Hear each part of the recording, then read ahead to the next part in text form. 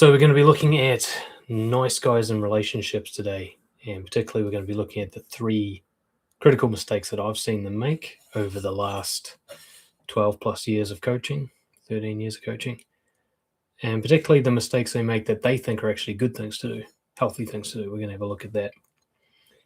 I will talk a little bit about a healthy boundaries program, a course that I run. I'm not going to be pitching it or selling it majorly, but the stuff we're doing in today's free workshop is from that course. So if you want to go deeper, you can check out the course, and I'll give you guys a little coupon to get a discount on that.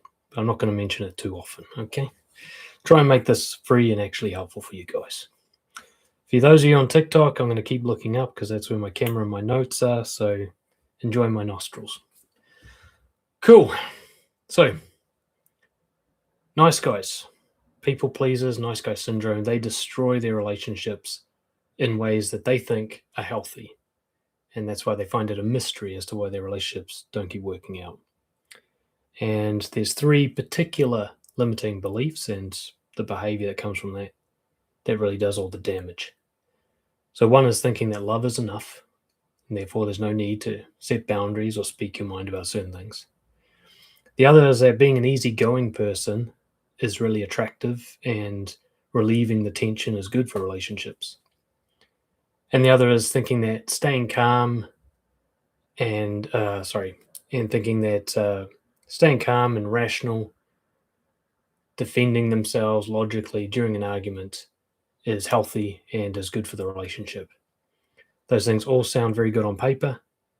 They all sound like great ideas, but they are terrible and they destroy relationships, as I learned the hard way. So what actually happens when you engage in these ideas is you kill attraction, and you end up with that dead bedroom kind of relationship. You build up resentment on both sides. It slowly creeps up unnoticeably until it becomes contempt and the relationship is doomed. Communication becomes very fake and superficial, and the connection dies, and eventually your partner just kind of checks out because you're like a nice flatmate, but you're not really a partner.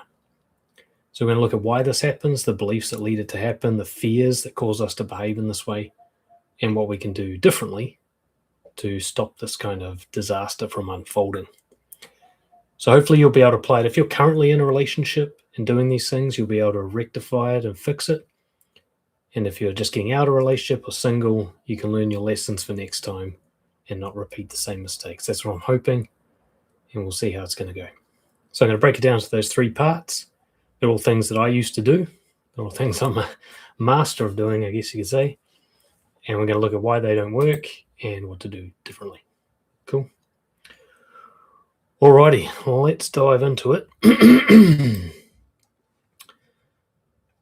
I'll start a little bit of a backstory as to how I discovered that I was doing these things and why it wasn't working for me.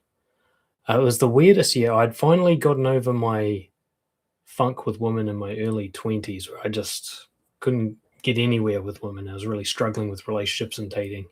Nothing was happening. And then things started happening. I made some breakthroughs, got a bit bolder, things started happening. But girls would just lose interest in me in about 3 weeks. And it was like 3 weeks to the day. It was the weirdest thing. Like 21 days, and I'd get a text saying, oh, this isn't really working out. From a girl who just a couple of weeks ago previously had been very enthusiastic about being my girlfriend. And I thought, like, I finally locked it in. I found a good one, you know. And this happened like 5 times in a row in a single year. It was bizarre. Me and my friends were all talking about how weird it was, that it was always like 21 days exactly. And I just couldn't get my head around why this was happening. It just didn't make sense to me. You know, I was so easygoing, so fun, so comfortable to be around. Who wouldn't want that, right? That was a story I told myself, and I just couldn't figure out why these girls just went cold on me after a few weeks. And it was always the same. First, they would reject sex unexpectedly after a robust sex life. And then I'd get ghosted for a couple of days, and then I'd get a text saying it's over. It was like exactly the same. 5 times in a row, like no variations, Groundhog Day. It was weird. So I felt like I was doing everything right, and I didn't realize I was actually doing everything wrong. essentially. That what was happening was not bad luck. It was not the girls being bad people. It was me. I was causing this problem. I just couldn't see it because I thought I was doing the right things. So my kind of reliance on love being enough led to covert contracts where I wouldn't directly state what I wanted. I'd just kind of hope it would happen because I didn't want to rock the boat, and I just assumed if someone loved me, they'd just know what I want and they'd give it to me. And I thought my agreeableness was going to make people very comfortable around me and want to spend lots of time with me. Like I'd be this fucking oasis after the rough desert of the world. And I didn't realize it made me bland and one-dimensional and boring with no emotional variation to actually feel something real in the relationship. And even when I did stand up for myself, it was in this insecure, defensive, rational way. I tried to convince people to like me. I tried to convince them that I was right or a good person. And I'd quite often win those arguments, so to speak. There wouldn't even be arguments. I'd just batter the person down with qualifying myself. And I thought, I'm really standing up for myself. But what I was really doing is just being try-hard, insecure, overly rational. And it gives off little boy vibes instead of man vibes. And I just didn't realize that all of this stuff was sabotaging my relationships and causing the very problem that I couldn't understand. And it's funny because when I look back at it now, it's like, of course it wasn't working. Like, why did I think that was going to work? It's insane. But I just didn't know any better. So today I'm going to talk about what I've learned since then and hopefully help you guys avoid making the same mistakes that I've made, or maybe understand mistakes you've made in the past and why being a so-called good person didn't quite work out the way you thought it would. Okay. So, and by the way, I did promise you guys a discount on the course. I was mentioned there once. I'm going to do a little comment on YouTube there with the link. Or if you're on TikTok here, you can just send me a DM and I'll send you the link to the course if you want to get into it deeper. Otherwise, we're going to cover heaps of great practical stuff just in this workshop alone for free. So let's go to the first belief, which is that love is enough. I don't think this is strictly a nice guy syndrome belief. I think a lot of people have this.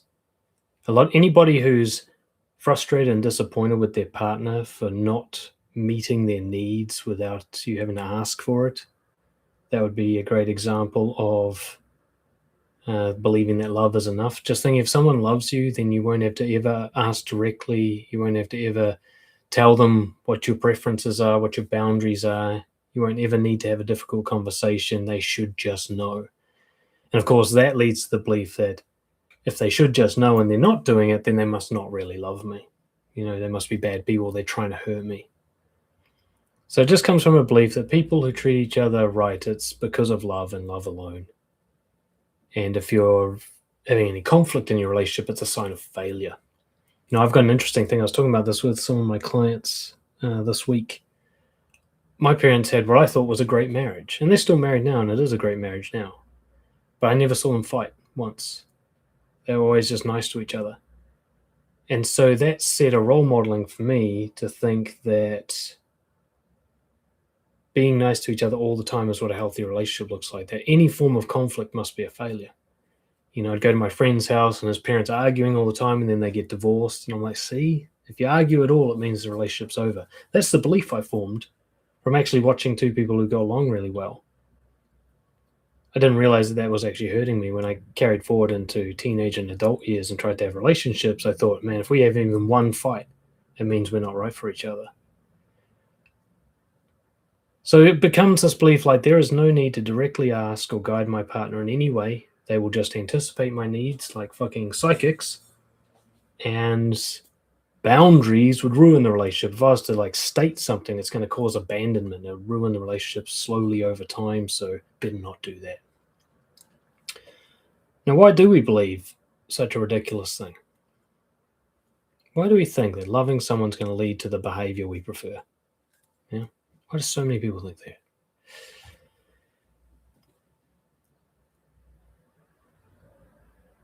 We have to realize that it doesn't work. because love does not remove the potential for conflict. If you've ever had siblings, you've fought with them. In fact, if you pay close attention, you'll see that everybody who's in love has conflict. The idea that being really into somebody stops you from having conflict with them is such a ludicrous idea with no evidence to support it. So why we believe it is quite a mystery, but obviously we've misread some sort of evidence in the world out there. I mean, even if you guys really get along well, you will have different preferences. You will have mismatch of moods at certain times. One of you will be up while the other's down, and so on. You're going to have some different interests. Your entire DNA strand is not perfectly aligned. You're not twins. There are some things where you're off and they're on, and they're off and you're on, and those things are going to meet at some point. So the idea that you could go without conflict is ludicrous. If nothing else, you're going to have misunderstandings. You know how hard it is to put your deepest thoughts and feelings into words? Like, you can't even get it right, and you think they're going to interpret it correctly? With their beliefs and biases and worries and fears, they're going to hear what you're saying exactly right every single time?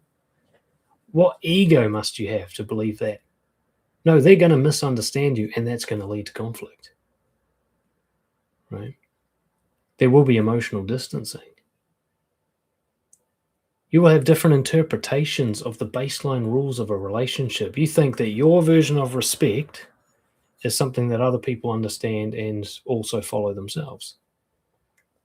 No, they've got a different definition for that word. It might be slightly different. It might be well different. They've had different relationship experiences and come up with different rules and practices and methods to what constitutes a good relationship to you. You think there's going to be no conflict between the two different methods at all? That's insane. You're going to come in with different ideas of respect and compassion and what makes a good relationship and what the other person should know and so on. You're going to come in with so many differences there. And when those ideas meet for the first time, there is going to be a clash of some kind. There's going to be a difference. So if you're going to a relationship hoping that that never happens, then you're incredibly naive, as I was. But even when you notice these clashes, you think, well, I'll just not speak up about them. Let's not rock the boat. Let's keep the good vibes going. We're having such a good time. I don't want to ruin it. Instead of realizing that not speaking up is what ruins it in the long term. See, those conflicts will come up and you'll be left with a choice. You'll be at this crossroads. Do I bring it up and ruin the vibe, possibly lose this person? This conflict might be a deal breaker. Do I go there? Or do I pretend I'm okay? Do I convince myself that this isn't actually a conflict? You know, they have some expectation of you that you think is unreasonable, and then you think, oh, if I say that's unreasonable, they're going to get really mad at me. Maybe it is reasonable. I mean, I could see their side of the story, and it's only fair enough that I compromise. And before you know it, you're changing your own beliefs or trying to, pretending to. So there's no need to bring anything up. Now you can convince yourself, hey, we never need to fight because we actually always agree on everything. Translation, I change what I believe so it makes an agreeable position so I don't have to fight. And this leads to covert contracts, which is you expect things without asking for them for directly. You think they should just know and deliver. And then you hold it against them and you resent them for it. And that silent resentment is probably the number one killer of relationships. You know how it feels both ways when you expect something of them and they disappoint you and they don't deliver. But also how mad you are when they expected something of you without stating it directly and then they're disappointed at you that you didn't deliver, how unfair that feels. Well, imagine if you're both doing that both ways every day. You really think that relationship's going to survive on love alone? You really think that won't poison the love, ruin it over time? As you start to tell yourself a story about how your partner doesn't care about you and isn't considerate of your needs and how you're the one that always has to sacrifice, you think that story is going to keep the love going? There's also the problem of dead bedroom, which we'll talk more about in the next section. But conflict and tension is an important part of ongoing attraction. If something is nice all the time, it becomes bland. You think about movies that you like to watch. Do you ever watch a movie that has no conflict arc in it, that has no range of emotion? No, in fact, all of your favorite films have a big range of conflict in them. That's what keeps us hooked, engaged. That's what we're attracted to. I'm not to say we're attracted to chaos, though some people are, but we want fucking range. We want to feel something. And so if you're holding it all in all the time, there's no range, and the sexual tension dies. Scorekeeping starts to arise. You start to think like, I've done all this for them and they're not reciprocating. You haven't fucking asked, but you think I don't need to ask. They should just know because they love me. And now you're starting to tally it up. I did this and I did this and I did this, and they never do anything. You start to tell yourself the story. At the same time, they've got the same story about you. And it makes as much sense to them as yours does to you because you're both doing this. I've worked with so many people in relationships, and I've never seen it where this is only one-sided. You know, covert contracts always go both ways. People like seem to find the right fit. So over time, you're left with this dilemma.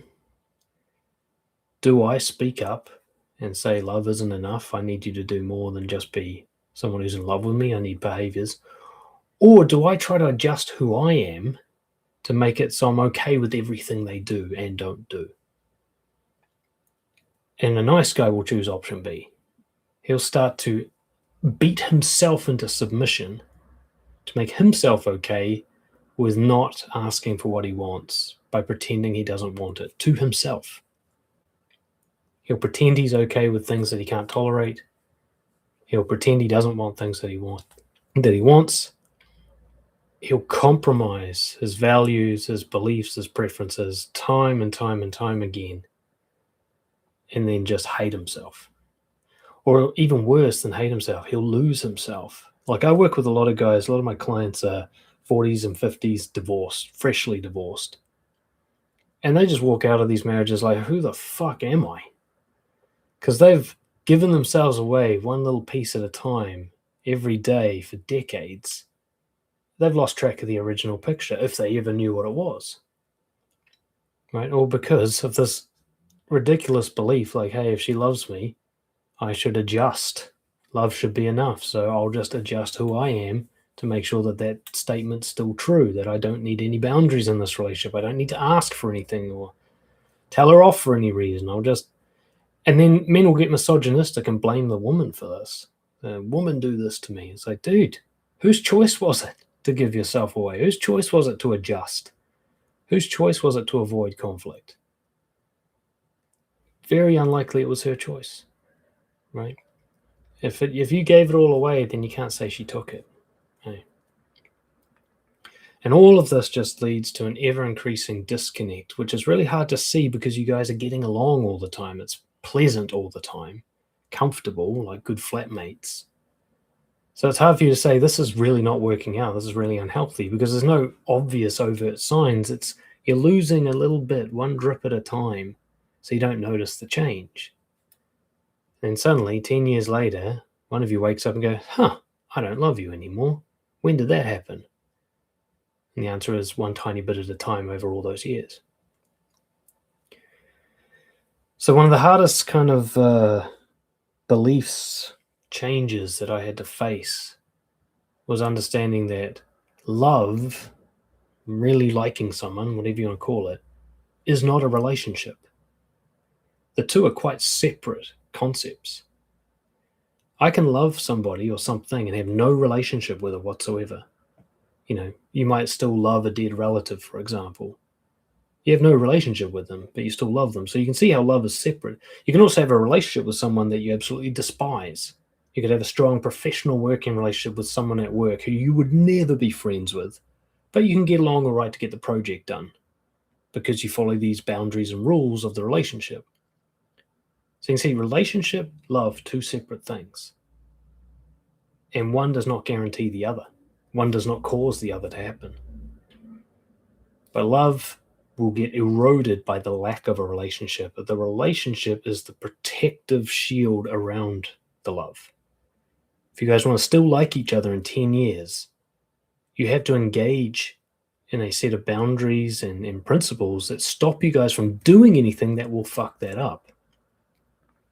As the quote goes, you can't let them do things that will make you hate them, and vice versa.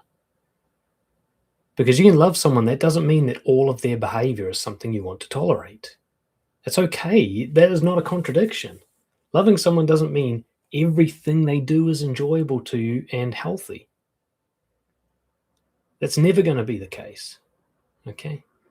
Even like your kids, like the people you're most likely to have unconditional love for, they can still piss you off with their behavior. They can still do things that if they didn't ever stop doing that thing, you would start really resenting them and it would start hurting the love. The love is not bulletproof by any means. It's actually quite a fragile thing.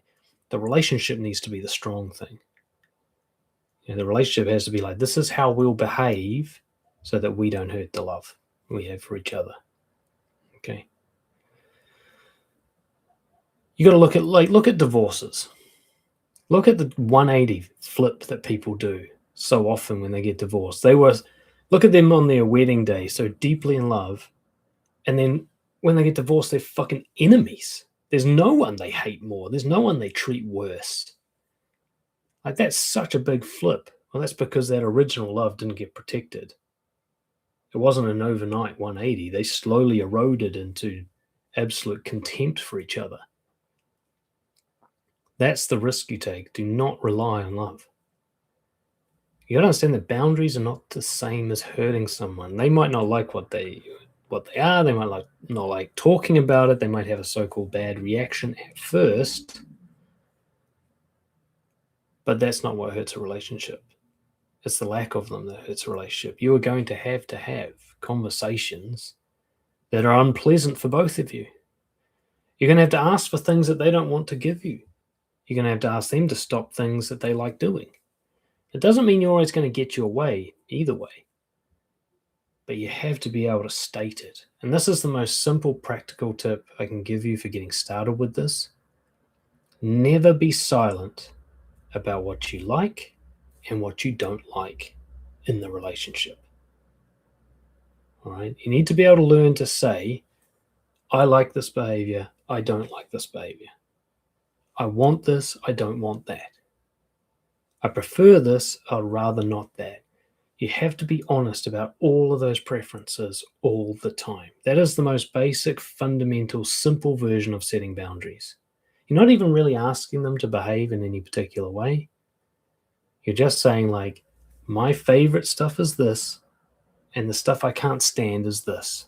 And now you have a choice as to whether or not you're going to do this stuff or this stuff more.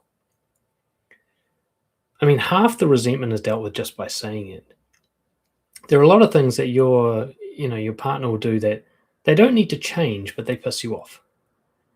And all that really needs to happen is you need to be able to say, this pisses me off every time it happens. Now, you can do that for the rest of your marriage. You can see, like, I know some couples in their 80s who have been together for decades, and they still bicker about the little things that they've always done. That's actually okay. That's perfectly healthy.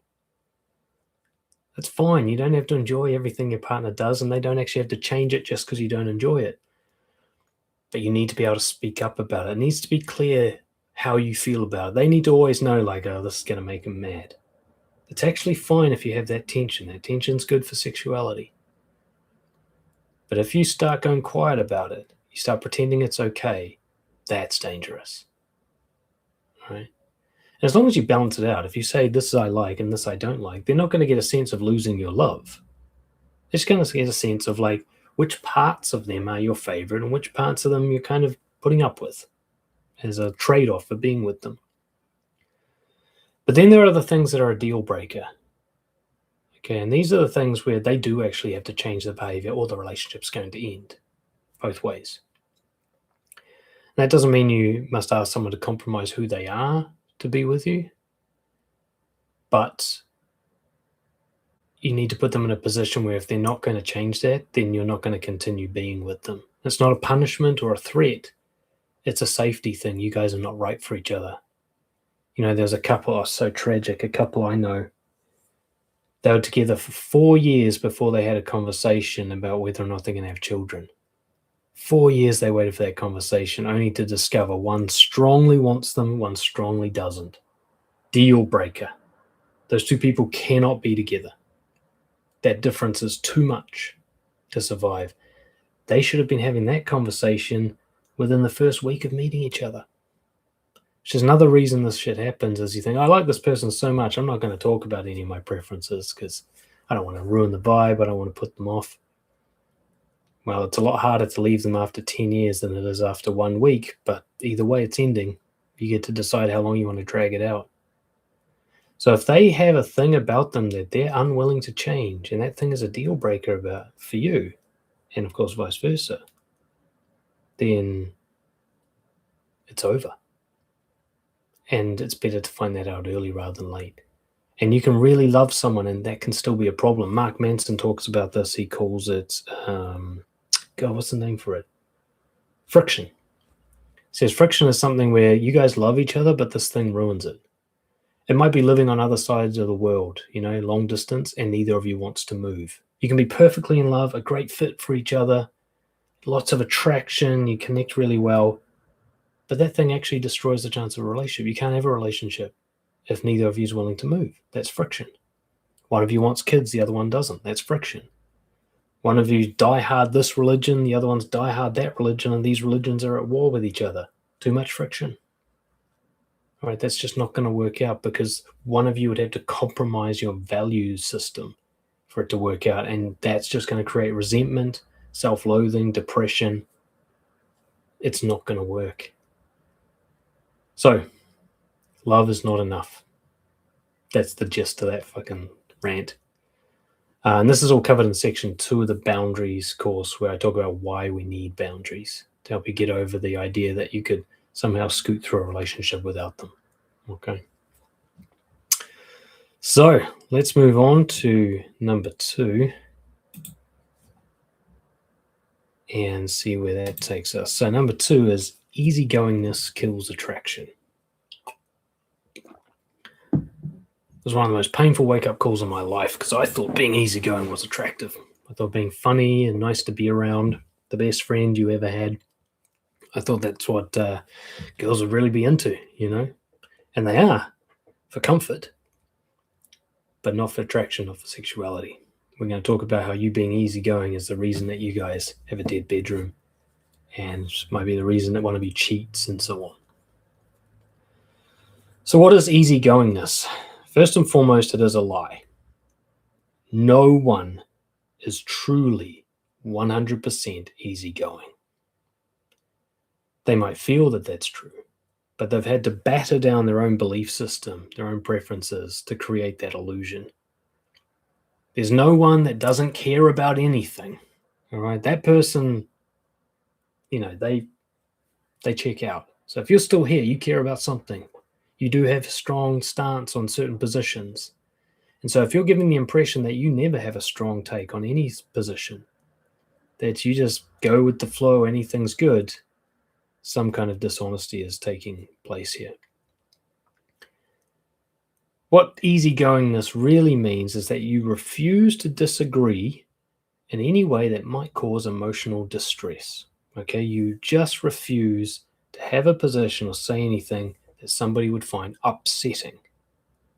That's what being easygoing really means, an avoidance of conflict, a fear-based, cowardly avoidance of conflict that you sell to yourself by saying, I'm so nice to be around, I just go with the flow. You turn it into this noble thing. You make the lie noble. By going with the flow, what you really mean is everybody else has to lead and you're going to follow. Everybody else has to make decisions. I'm fine with whatever, you say. It's your choice, your call, I'm good. Handing the burden of leadership and initiation over to them every time, making them do all the work while you just follow in their slipstream. This honorable thing that you're doing of being easygoing just means that somebody else has to be the boss. And if you're a guy who's with a gal, kind of masculine, feminine dynamic, and you're forcing them to lead and decide all the time, guess who the masculine one is? And if she doesn't want to be the masculine one, that's going to lead to problems. because now she's going to feel like she's your parent. That's not good for sexual attraction. You never initiate because you're avoiding rejection. You're not easygoing, you're afraid of rejection. And you figured out a little hack. Hey, I never get rejected if I never ask for anything. I never get rejected if I never suggest an idea. I never get rejected if I just don't go for it. You figured out a little hack there. Hey, I can stay away from this thing at all times. So they have to set the scene. They have to go first. They have to take the risk all the time, that first step. Probably from the very beginning of the relationship, they initiated, right? And they're waiting for you to take over, and you're just not taking over. Now, they kind of like it at first because they get their way all the time, but in my experience, after about 3 weeks, that shit gets old. They start wanting you to do something, and then when you won't, they lose attraction instantly. You're pretending to remain calm. That's what easygoingness is. Pretending to have a shallow range of emotions where you just don't feel anything really extreme. You never get too angry. You never get confused. You never get sad. And you don't get too happy either, not overly excited. You're just cool in the middle. Bull fucking shit. No human is. Nobody is. Nobody stays in that narrow band of emotion. But some people can numb themselves into apathy by pretending they don't care long enough until they actually believe it, like method acting. That they can do. But don't pretend that's some healthy, authentic thing you're doing. So you take the stance as if nothing matters to you, and that just makes you inhuman. At first, it's like nice to be around, like, man, there's no drama with this guy. That's pretty nice. But after a while, you're like, does this guy care about anything? Is he pretending? Is he hiding very strong feelings? He's starting to look like a fucking psychopath. Like, this is scary serial killer shit now, right? And that switch happens a lot quicker than you might think. You refuse to take a stand on controversial issues. It's not that you don't have a position, it's just you refuse to reveal what it is. You might justify with like, I see, both sides of the story, right? I just, I get what they're saying, It all makes sense to me. It's just, I can see it both sides. No, you actually have a position. You might see both sides of the story. At least that's the backwards justification you do to try and pretend like you don't take a position. But when all the dust is settled and you've heard all the arguments, you are more on one side than you are on the other. But this is a little trick to make it look like you're an intellectual, like you're really rational and you can see the big picture, when actually you're just scared to pick a side because you know the other side's going to be mad at you. And if nothing else, you use humor and distraction and kind of nonchalance just to prevent any emotional tension from coming up. And that's really what easygoingness is. It's the prevention of tension.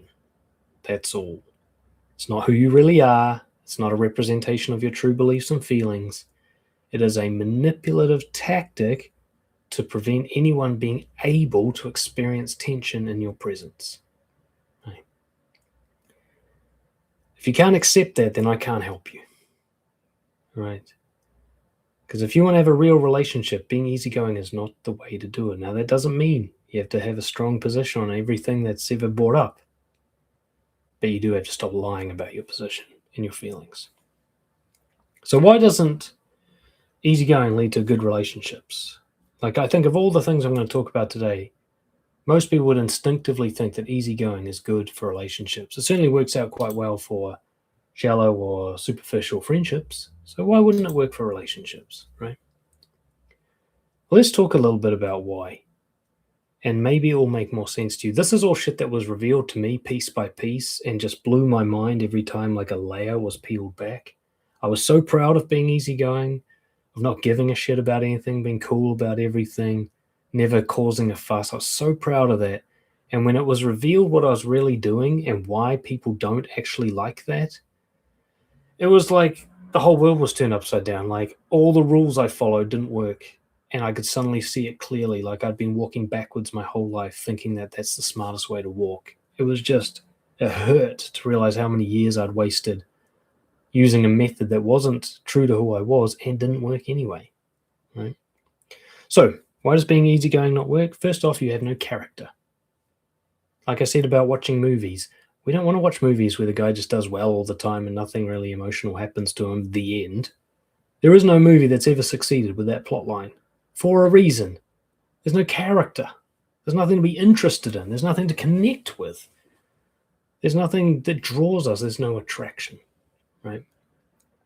You're comfortable to be around, right? Like a drink of water is good when someone's thirsty, but that doesn't mean that they're excited about water, okay? And once their thirst is quenched, it's like, what else is there? Anybody got a Coke? So once they've had their little drink of your comfort, the novelty wears off and you're just a nothing person now. You're an NPC, right? Non-playing character. You're just this background guy who just doesn't cause any ripples, has no shape or form. He's just whatever you want him to be, which means he's nothing at all. And people do notice this. This is actually very similar to psychopathy. You just take the shape of the vessel. You're like a gas. You just fill whatever shape is put in front of you, but you don't have any form of your own.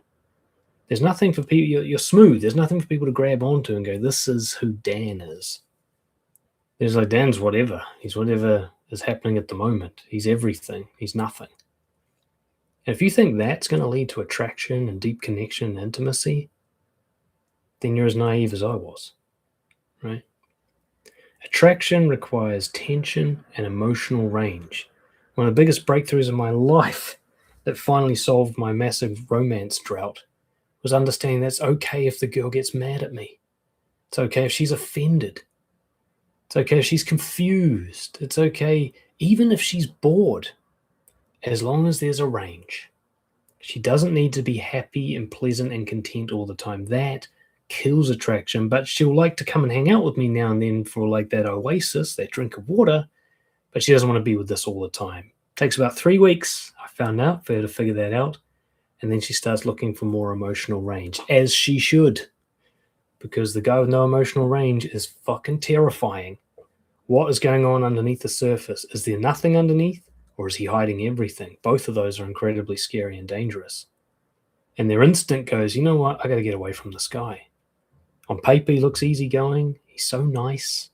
And they feel guilty. I see girls making content about this all the time, like, I left the nice guy, and everyone gives these girls shit about it.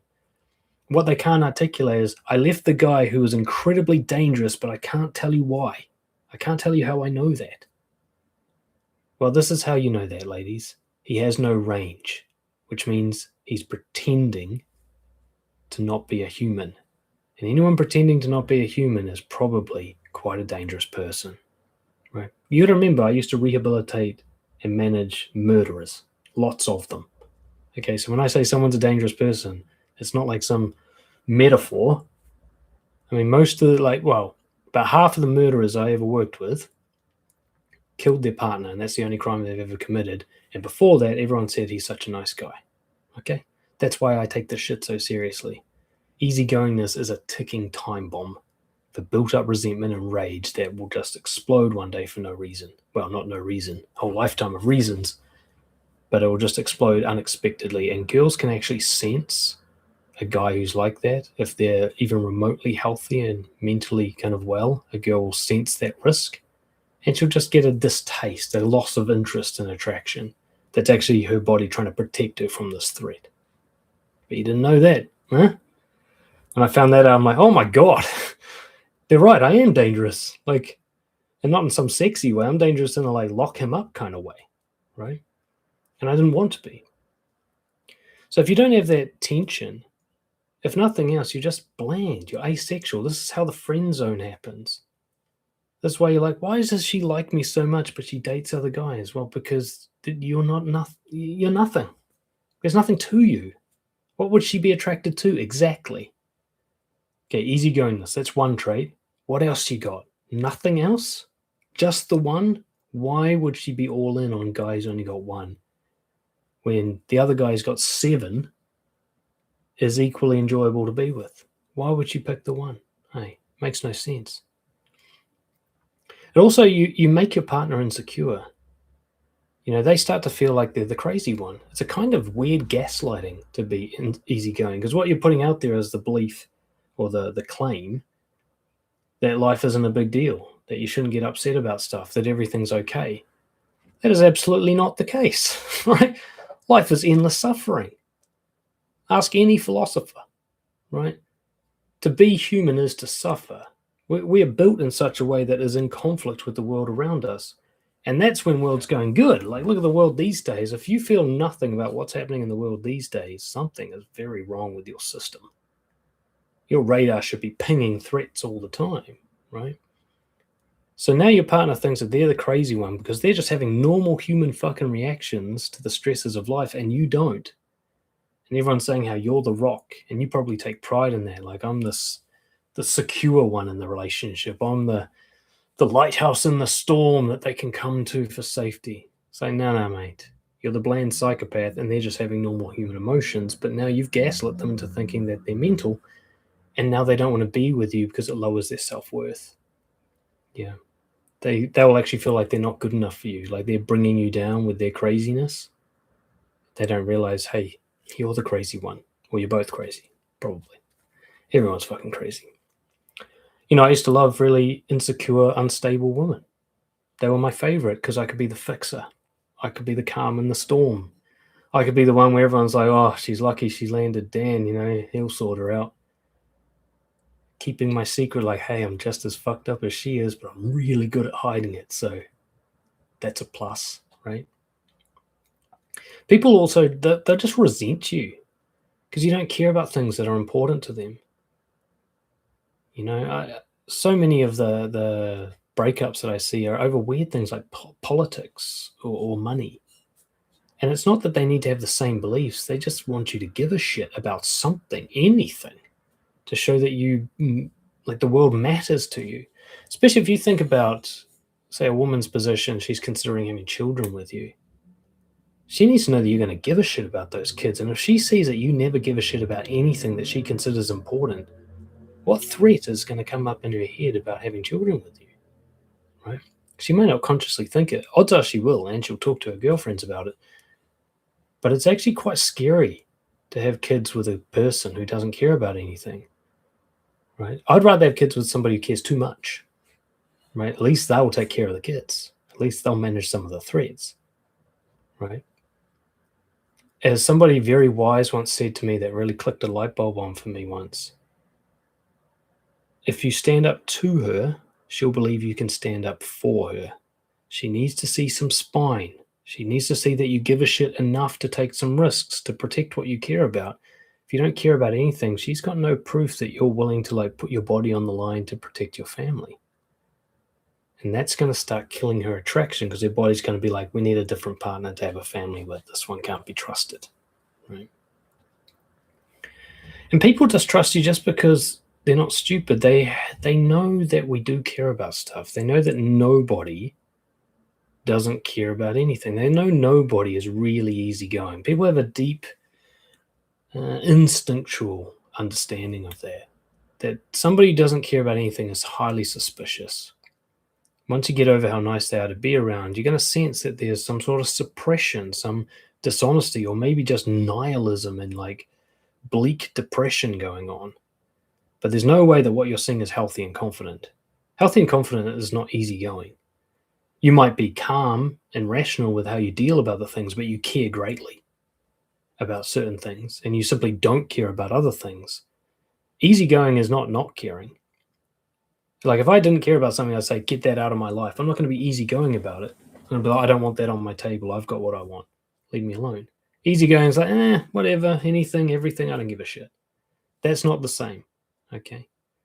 So somebody who really genuinely doesn't care about something, they're actually quite strong about that if they're assertive and confident. Right? An easygoing person isn't strong about anything at any scale. So they know that it's scary and it's unattractive. So you know that's not going to go well in a relationship. And when you rationalize and try to calm everyone down all the time and make them see the logical reason why they should never be upset about everything, it's fucking obnoxious. It's annoying. It feels controlling. It feels suppressing, oppressive. When somebody's constantly rationalizing everything you're feeling and trying to get you to not feel it, if nothing else, it's irritating. And it's amazing how many relationships are destroyed by just being irritating. That's enough, right? So you're not just being easygoing, you're also trying to make other people be easygoing. You might do it in subtle ways. We just say, it doesn't matter because of blah, blah, blah. You just kind of throw it out there that people's things that they care about are super important to them, just don't actually matter. You just like dismiss their strong beliefs and their cares. And you might overtly try to tell them that they're too upset and they shouldn't be caring about this stuff. And all that does, it's like an insult to who they are as a person.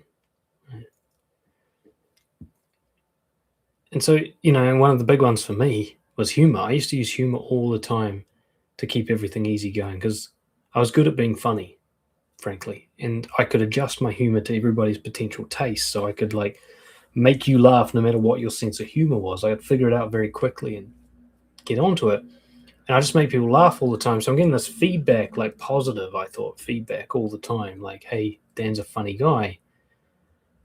I didn't sort of pick up on the idea, like, nobody wants comedy all the time. Like, people go to a comedy show, but then they do the rest of their life, they do other stuff for a reason. We don't want to be just nonstop laughter, okay? But I was like Chandler from Friends. I was just cracking jokes about everything and anything all the time, so conversation could never get serious. And I was annoying people, but I couldn't see that I was annoying them because they were laughing. They couldn't help but laugh, but then they would avoid me or ghost me or cheat, go somewhere where there's a more range, right? I'd be deprioritized. They only bring me in when they wanted the funny guy, when they want the comedy show, but when they don't want the show, I'm not getting invited. It took me a long time to realize that some people actually want to have serious conversations. Some people want to feel something about shit that isn't just happiness. And I was trying to prevent that from happening, so they didn't want me around all the time. It's so obvious now when I look at it, but when I was in the moment, this made no sense to me. Right? So, how do we stop doing this? How do we break out of this easygoing trap, this lie, and bring more range in so that somebody can have a character that they actually can fall in love with and feel loyal to and want to prioritize? Yeah. It's actually very similar to what I said in the last section, but it really comes down to showing your preferences. The difficulty with being an easygoing guy is you're not going to know what your preferences are. You're going to really struggle with that. Okay. And one of the ways that you can overcome this struggle is to realize that your preferences have been suppressed your whole life. And so you need to just pay attention to the tiny little hint of what it might be and understand that that's being suffocated under years of conditioning. So let's say, I don't know, you take any kind of major political stance, I don't know, pro-life or pro-choice, something like that. And you're like, I see both sides of the story. Just go, wait, which one am I very slightly more in favor of? Just like if you put a gun to my head and said, choose one, which one would I choose? Even if I'm like, but I'm not really that strong. That'll help you see where you actually quite strongly have a position, but it's been muted over the years. It's what I call the 51% rule. I talk about it in the course. If you are more than 50% for or against something, then consider it 100%. Right, so if I'm 51% pro-life, then I'm all pro-life and I should act accordingly. If I'm 51% entrepreneurship over being an employee, then I should advocate for starting your own business. And understand that it's not that that's exactly true, but if I go hard on it, I'll find my true position by backing down from there. But if I start really weak or not calling a stance at all, I'll never find my true position. So you are not allowed, if you want to really fix this, you are not allowed to say that you're okay with anything, that you see both sides of the story, that you don't mind either way. You have to pick a team. Even if it's something as innocuous as what to have for dinner. Someone's like, you want pizza? And you're like, yeah, whatever you want. You're not allowed to say that. You have to say yes or no to pizza. And if you're saying yes, be like, fuck yeah, pizza's the thing I want more than any other food in the world. And if that's not true, then say, no, I don't want pizza. That will start to give you character. One way to look at it is who you are is really just your preferences. Your preferences are the blueprint of who you are. Like if we could list every for and against, like, dislike, preference you have, it'd be this huge list, millions of things strong. Every type of ice cream, music, how people behave, what route you'd rather drive to work or whatever, every preference. it would be unique. There'd be nobody else in the world with that exact set. Not even your twin would have that exact set. And that's what establishes who you really are. It's like a fingerprint times a billion, right? So if you can show people that on-off switch about every single issue, they can see who you are. And then if they like who you are, they'll keep liking you, and you won't lose that love. They won't lose that interest. But if you're just adjusting to any given moment, then you have no position. You're not a person. They can only like you in that moment, and then they'll forget about you. You've got to allow awkward silences. I talk a lot about this in the course. You've got to let people have their feelings. Stop trying to fix people's emotions. Emotions are not a problem. You just don't like being around them. That's your problem, not theirs. If they're sad, let them be sad. If they're disappointed, let them be disappointed. If they're angry at something, let them be angry. So long as they're not hurting you physically or doing some sort of, irreparable harm, leave them to it, right? I mean, if you want to be easygoing, it means you don't try to change anyone's mood, right? So don't fix them. Don't try to cheer them up. Don't try to calm them down. Let them be whatever they are. And then that way they won't feel like you're squashing them. And try to suggest rather than ask. I think one of the number one things you can do to get out of the easygoing trap is don't try to get that validation of the idea before you act on it. So rather than saying, like, what would you like for dinner? Say, I want to have a burger for dinner. Like, put your suggestion out there. Initiate, lead. Right? Go first.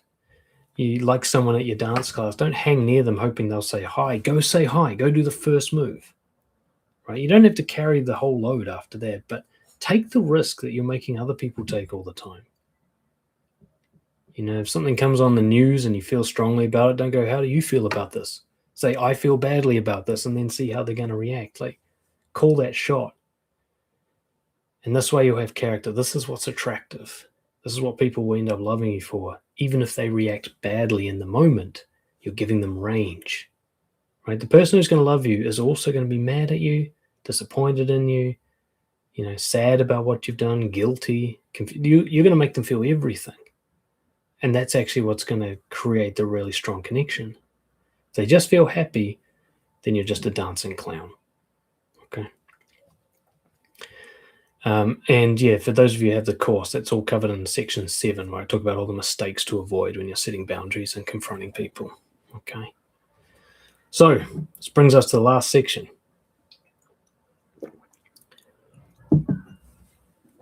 Nice guys are obsessed with being seen as a good person. And when they're worried that that's not happening, they get defensive. And if there's anything more off-putting than someone being defensive, I don't know what it is. I mean, that's kind of worse than even being creepy. There's something about somebody getting defensive that makes us pity them. And pity is poison to love, connection, and attraction. It's very hard to love someone you pity, right? Pity is not love. But nice guys are so obsessed with managing their reputation, being seen as a good guy, that they will not let any threat go unchallenged. And they'll qualify themselves and prove themselves all the time. They'll do this in some very sort of overt ways, but they'll also do this in this kind of subtle ways. But either way, people can feel it. It's very, very detrimental to your love life. We're going to talk about that bit now. So what is being defensive? Defensive is really just an obsession with trying to prove that you're right, that you're a good person, or sort of trying to prove that you're not a bad person, that you're not wrong. You're essentially trying to control how people feel about you.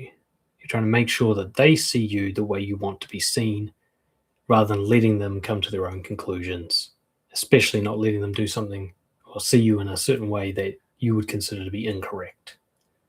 Nice guys are kind of obsessed with about the correctness of the way they're seen, even though the way they want to be seen is not who they truly are. They're very obsessed with people seeing that correctly. So they almost always take everything personally.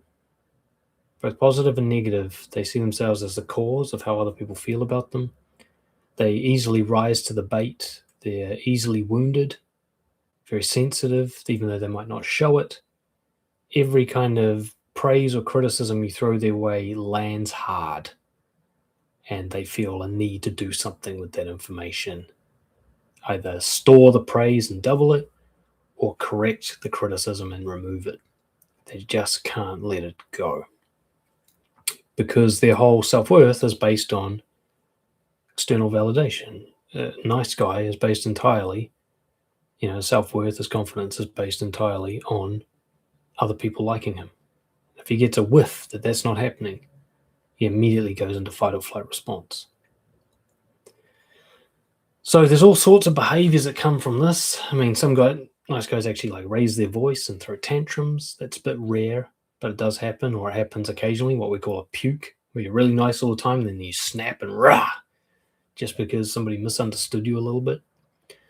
It can be threats, they're kind of passive-aggressive type threats, like, oh, I guess we just can't spend any time together then. It's kind of guilt trips. Sulking, stonewalling. They can be quite like nasty things, aggressive things like that. But they can also be the more defensive, passive things, apologizing and backing down, changing who you are so that you stop getting that critique. Just maybe avoiding a person, avoiding a topic of discussion, avoiding acknowledging something, hoping it will go away.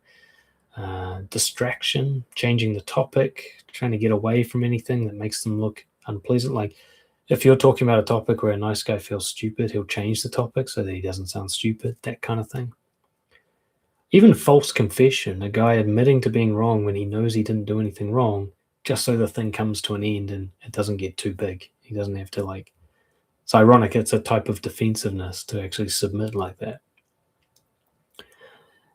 A nice guy will answer questions even though he doesn't want to, because he feels like he has to. He'll answer questions even when he knows that they're in bad faith, like he'll rise to that bait, take on that challenge because he just desperately feels threatened and tries to reduce the threat rather than just letting bad things happen. He just can't seem to do that.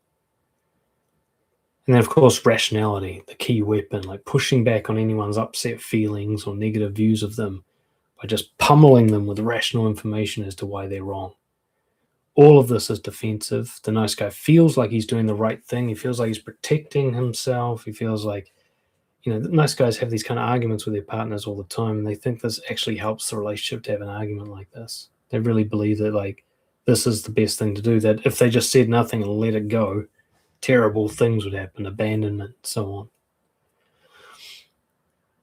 But, I used a lot of humor as a defense mechanism, kind of like making everything a joke so nobody could say anything serious about me. I used a lot of self-deprecating humor. So I kind of was the first to say the bad thing about me so that others couldn't, that kind of thing. What's going on there? I'm just a live thing. A second. There you go. Something was happening on TikTok there. So I was always trying to diffuse people, and whenever somebody said something about me that was wrong, I just would correct them with this really strong, articulate, witty argument. I couldn't just let them be wrong about me, even though sometimes they weren't wrong. They're actually right, but I just didn't like what they believed. So why are we like this? Why do we get defensive? Well, ultimately is we're treating harmless things as if they're threats, and that actually turns them into threats. Somebody being upset with you is not a threat. It looks like one. But actually, you trying to put that fire out is just throwing gasoline on it. Now you've confirmed that it's a thing. You think of the difference. Someone's just like, oh, you're always leaving the dishes out. And you're like, no, I didn't do it on Wednesday and Saturday. Now they're like, oh, somebody's defensive about dishes. I think you were doing something wrong. But if you're like, yeah, look, if that's what you believe, then that's fine. Now they're going to doubt their own version of events, right? I'm not saying you should gaslight people. But if you push back, you actually create the resistance to push things up. So the thing that wouldn't have been a threat, if you just let that go past, look, believe whatever you want. If you hadn't touched it, it would have stayed this low-level thing. It's like negative comments on the internet. I saw one on just now, actually. I get these comments on YouTube. This guy writes, I'm not a nice guy, so I'll be thumbs down and not interested in this. That's why I don't respond to that. Because if I was to respond to that, now he's in a conversation, it's just going to get worse. It's better to just let that die on the internet, a waste of typing, right? But if you actually respond, you throw gas on the fire. So now you're turning non-threats into threats. And when you respond, you set this frame, I must respond. If I've responded, it must mean that this is valid, what's coming up. So if someone accuses you of something and you start trying to defend yourself, the message you're saying is that this is a real accusation that deserves a lot of time and attention. It's almost admitting guilt, right? Like the innocent person's got nothing to prove, so why are you proving yourself? It sets up that frame with people. It makes you look guilty. It makes you feel guilty. Like, when a cop pulls you over and you see the blue flashing lights and you're like, oh my God, like you've done something, right? That defensive feeling. If innocent people have nothing to prove, then you're contradicting that by proving something. And of course, you're easily manipulated.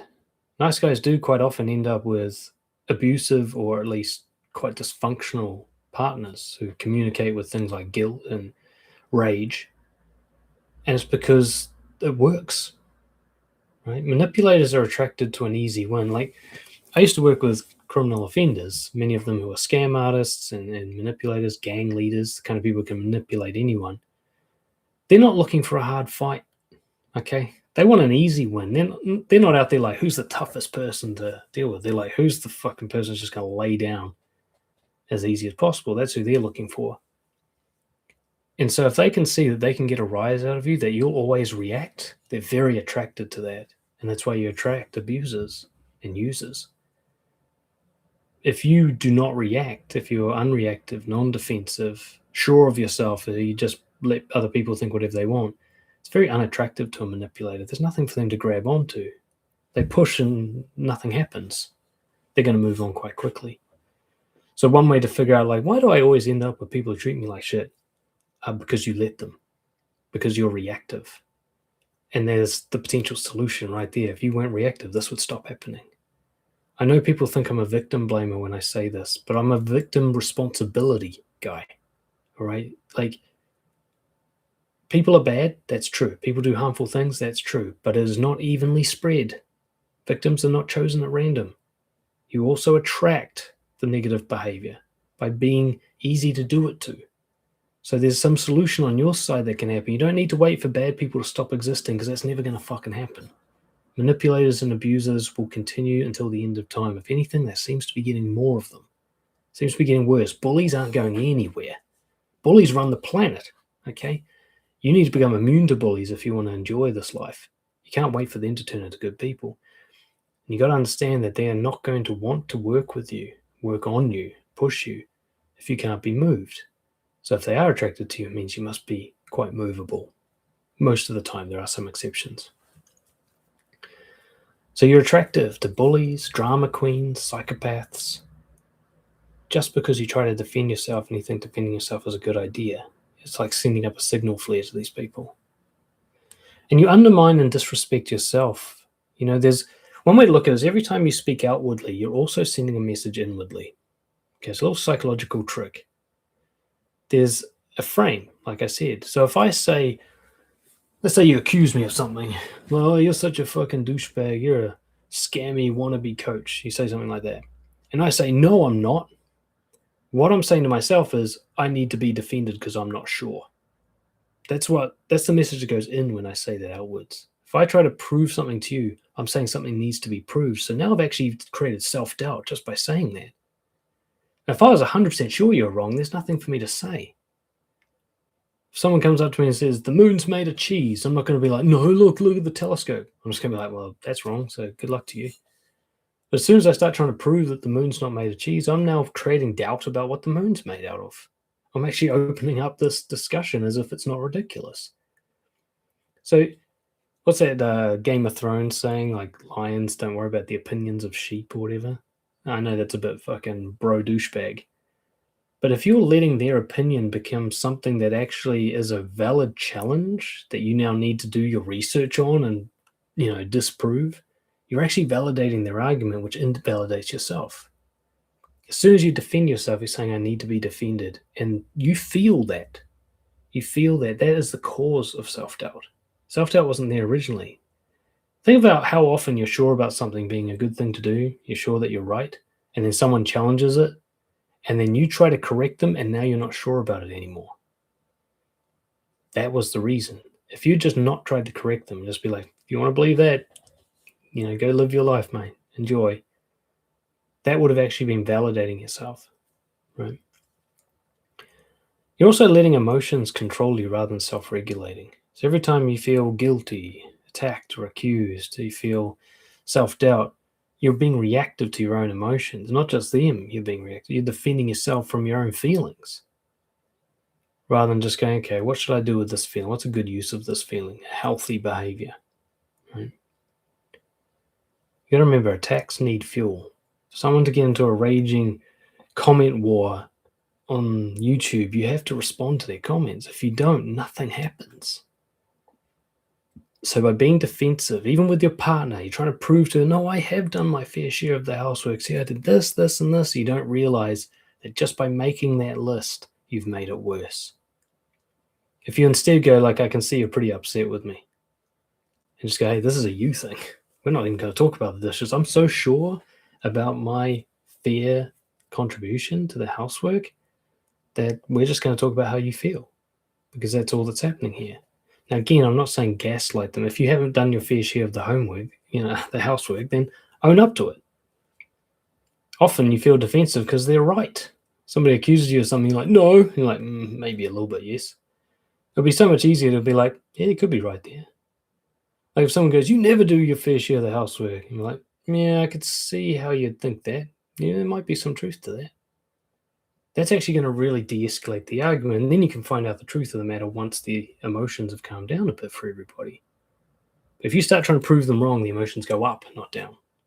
And now you're just having an irrational conversation, right?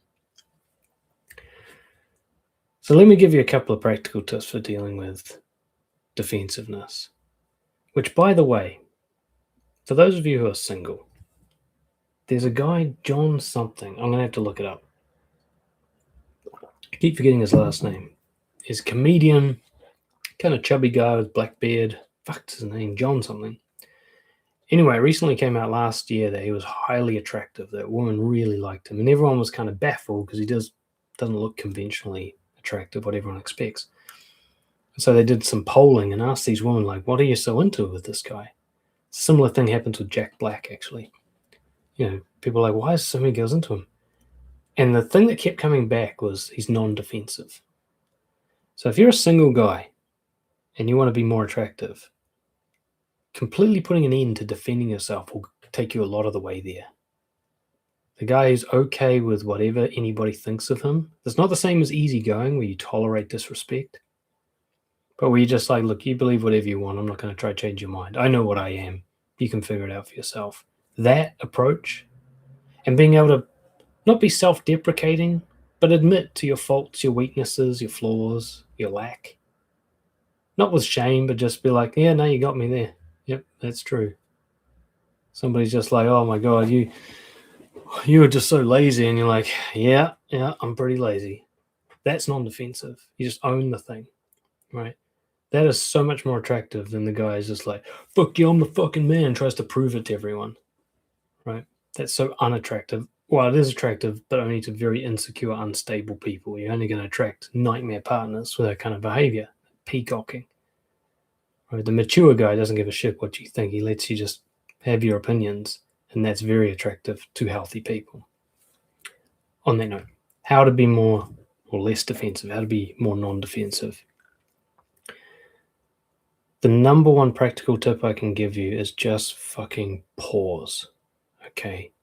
The more emotional you feel, the longer it should take you to respond, okay? The opposite will happen inside you. You'll be this urge to respond quickly. You'll feel the control of the situation slipping away, like, oh no, they're believing these things about me. I've got to dive on it. You'll even interrupt them as they're speaking to not let them finish the thought. Do the opposite.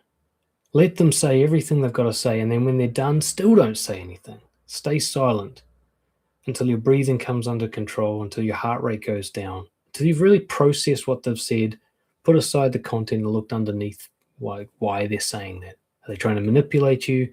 Are they just emotionally, agitated and they can't control their communication? Like, what's really happening that isn't really about you, right? Because then if you respond from that place, it's going to be a much more calm, reassured, secure, non-defensive reaction. So really, if you remember nothing else from the whole workshop, pausing when things are getting tense instead of reacting quickly, game changer. You might need to do nothing else but that to really turn your relationships around. Let's say you feel that they've actually maliciously attacked you. Let's say you can feel that they're actually trying to do some damage. This isn't just dysfunction on their part or misinterpretation on your part. Like they're shooting at you. Try waiting once they've done talking as if they haven't finished.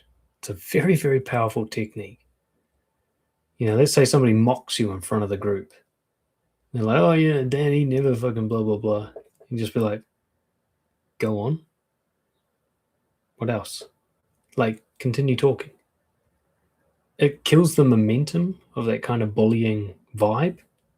This isn't the same as staring in shock and being silently frozen, but just like patiently, like, please. You might even say, like, please go on, continue. It kind of kills it because they're needing a reaction, and you're saying, like, you can't be done. It's the underlying frame is kind of like, I know you're better than this, so you must not be finished talking, because there's no way that's the thing you want to say. So I'll let you keep going, let you kind of clean that thought up a bit. It's also something to do with people who love you. If they say something really nasty, just be like, I'm going to give them a minute to think about what they just said and see if they want to do a second draft. I've noticed this happens quite often with my daughter. She'll say something really extreme. She's only 5 years old, and she'll say, like, I hate you. I'll just look at her like, go on. She's like, well, I don't hate you. I'm just mad at you. I'm like, there you go. That's what you're really feeling. So I'll just let you, let's discard the first thing you said. We'll keep the second one. This kind of, I'm going to give you the benefit of the doubt that you're better than this, right? One of my favorite ones is actually to do the very opposite of what you want to do or feel like doing, which is let them think that they won. There's no harm in it. Just hands up, okay, you win, mate. I forfeit. Right? I saw a great example on the internet a while ago. It was like a meme. Some guy was mocking an MMA fighter in the comments. He was trolling him, giving him shit about being shitty at fighting. And the MMA fighter said something like, why don't you come here and meet me face to face and say that? And the guy responded like, no, you would kick my ass. I don't want to see you face to face. He just admitted, like, I'm not going to beat you in a fight. So no, thank you. I'm out. And you can do that when someone starts challenging you and clearly trying to compete with you. Some guy's trying to like make you look bad in front of the girls. Like, oh, this guy, man, he's not as fucking this as me or that as me. And you just go, yeah, you're the champion, mate. You got the gold medal on that one. Just you won. So oh, come on, I challenge you to an arm wrestle. You know what? I forfeit. You can keep the medal. You're the gold medal standard. I absolutely, I'll sign something saying you're stronger than me. Whatever stops this conversation from happening, I sign to it. You win. It's very deflating for someone who's trying to get a one-up because you refuse to play the game. Yeah, works very well in office politics. You can just say, look, I don't want to play this one. You guys win. I'll just go do the shit task that nobody wants to do. I'm not going to try and play these games. Right? It's actually more powerful than trying to win the game. One of my favorites, you need to get into a really calm place to do this one, is just address the motives curiously rather than what they're saying. So ignore the content, the words they actually use, and try to get to why they're saying it. You might say something like, I wonder what would make you say something like that. Or like, wow, it's interesting that you said that. What were you trying to achieve there? Or a great one is, what were you hoping would happen when you said that? Or, what were you hoping I'd feel when you said that? This is great for both enemies and friends. So if someone loves you and you say something like that, then their answer will show that they're not actually trying to hurt you. I just wanted you to see my point of view. Okay. But an enemy has been called out, like, you were trying to make me feel guilty. They might even admit to it. Being like, okay, so you were actually trying to hurt me. Is that what you're telling me? And this way you're making the conversation about their motives rather than about you. It's a great way to remove the argument about you. Like, you are not up for discussion, but their shitty behavior is now. They just brought up that discussion. You're going to have it, right? You can admit to being hurt. Being vulnerable is very powerful for defensiveness. You just let go of the defense. You take your armor off and show them the wound. Just go, wow, that was a horrible thing to say. That really hurt my feelings. It's funny how powerful this is with bullying. Bullies want you to not say that, but have the hurt feelings, right? Bullies want you to be injured, but they don't want you to admit to everyone that you're injured because now they look like a dick. They look like the bad guy. They want you to pretend that you're okay, that you're cool with it until you break out crying and can't hide it anymore. But if you're just like, wow, that was really nasty, like that kept me up at night. That was a really horrible thing to say. And you talk about it objectively, like they definitely did something wrong and you're right to be hurt by it. It's really good with people who do bullying banter. You get this a lot in the trades where guys will rip on the new apprentice. He'll get upset. They'll be like, oh, someone's sensitive. And what he often fails to do is go, yeah, I am. So it's quite horrible that you did that knowing that I'm sensitive. So you can just turn it back on them like that. Like, yeah, I'm definitely sensitive and that hurt me. And yet you're still doing it. That's interesting. What kind of person still does that? Are you sadistic? You can put it on them like, what kind of person are you to hurt someone you know is sensitive? To hurt me when you know it hurts me?